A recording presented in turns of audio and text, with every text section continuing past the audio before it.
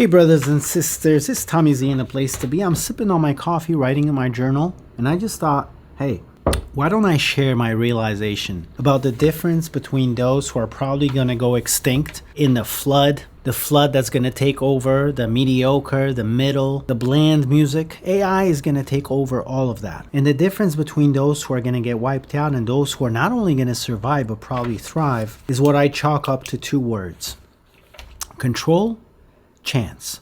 You see, amateurs are operating on this model whereby they're basically playing the lottery. They create a bunch of tracks, they put them in music libraries, they put them in Spotify, a bunch of other streaming platforms, and then they basically rest everything on hope, on the chance that a music supervisor or the algorithm will pick their song and elevate it. Now, I don't know about you, but I don't want to put my music career and my livelihood in the hands of chance. I don't want to play lottery with my music career. And that's exactly what most musicians are doing without even realizing it. Okay? And I'm going to draw you a fancy diagram, because when you draw fancy diagrams, then you become more credible. But this is basically what I see a lot of musicians doing. Okay?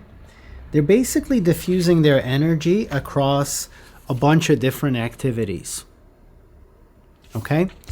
They get home at night tired and uninspired after working for somebody else. They really want to make music their full-time career. But it's like, what exactly do you do? And then on top of that, AI is moving in, and you're like, what does that mean for my music career? And yet they keep doing the same thing, which basically amounts to hoping that somebody will pick their song. Okay, so now the difference in our approach, what we teach our students and what we actually practice in our industry, is leverage, control. Okay, so not lottery, but leverage. Not chance, but control. Now, some of you might say, what do you mean by control? Do you mean you can just control your way into success? No, I'm not saying that. Life is not totally predictable all the time. But I have found that those who are professionals, or at least strive to be professional, they control the right variables to help them create the kind of conditions in which they maximize their chances of actually succeeding. Does that make sense? Okay, so I'm going to make it real simple for you. I've noticed that most professional musicians who are actually making a living from music keep their world very simple. They focus only on three things, okay? The three things are craft, it's showcase, and connections, okay? And I like to call this the holy triad of transformation. You see this right here? You see the amateur? They're diffusing their energy, they're dispersing their energy, they're doing a bunch of things. I'm gonna release an EP, I'm gonna score an album, I'm gonna do this, I'm gonna do that, put it on the feeds here, hoping. Nah, that's not what we do. There's a limited amount of time in our day, folks, okay? So I want you to really focus on the three things that are actually going to become the triad of your transformation. And that is, I want you to improve in the kind of craft that is actually in demand, where people and places are willing and able to pay for this kind of craft. What is that craft? I'm talking about being able to create custom songs, scores, and sounds. Who are we going to create this craft for? We're going to create it for big brands. Not just big brands, but even small brands. The beautiful thing is I've been doing this for 20 years. I've produced music for over 1,000 campaigns on 3 different continents for all the biggest brands you know. Google, Nike, Adidas, BMW, Ford, all kinds of brands, okay? But when I was getting into the business, the brands were the brands that you saw on TV. But today, you have kids on TikTok selling soap. Okay, they're making tens of millions of dollars every single year, and they survive because they have to make content. But now AI has come, and now everybody has an unfair advantage of scale and speed. So they can flood the feeds with the same kind of content. They can copy let's say the soap manufacturer who's making millions and has built a brand there, and they can produce a flood of content just like they do. So now the established brands and the brands who are already successful are going to realize, hey, wait a minute, AI is of no advantage because everyone has it. So now they're going to resort back to looking for custom and creative craft that's going to stand them apart. Okay, so they're actually going to have to get their sleeves rolled up. They're going to have to put in some effort to stand themselves apart. Okay, and so what I'm saying to musicians is focus on those three things. The triad of transformation. Don't worry about anything else. You have absolutely no influence whether a music supervisor or an algorithm decides to play your track. But you have all kinds of influence over which craft do you focus on. And I just told you the best craft to focus on is one where you create bespoke solutions. Another way to visualize it is this.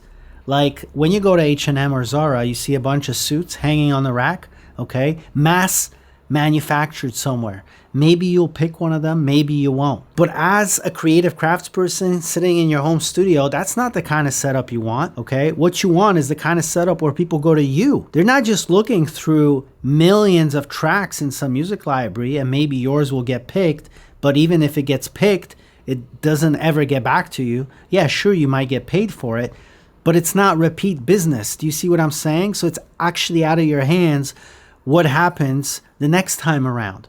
Whereas when you put the focus on yourself and the triad of transformation, which is that you develop a very specific part of your craft, writing bespoke music, and then you put together your showcase in a very specific way, which means it's going to appeal to very specific people in very specific places who are willing and able to pay for this custom craft because they have moving media content, and now they need something other than AI, something than a generic music library track in order to stand out on the feed. Who are they going to reach out to? They're going to reach out to the kind of person who's developed a superpower in creating these custom solutions. They're going to reach out to the kind of person who shows up on their radar with the right showcase, showing them, hey, this is the kind of stuff I'm doing, and them going, oh, wow, we actually do this kind of stuff. It'd be really nice to create something from scratch that has never existed before with the help of this person, and then actually learning how to develop relationships with these people, which many musicians, despite you being so creative and so amazing in the studio, you don't even know how to write an email. That's what I find with a lot of you. And so this is exactly the difference, folks. The people who are going to get eaten by the flood, by AI, by all the music libraries, by the big middle, okay, which is basically being flooded, are ones who put their music career in the hands of lottery and chance.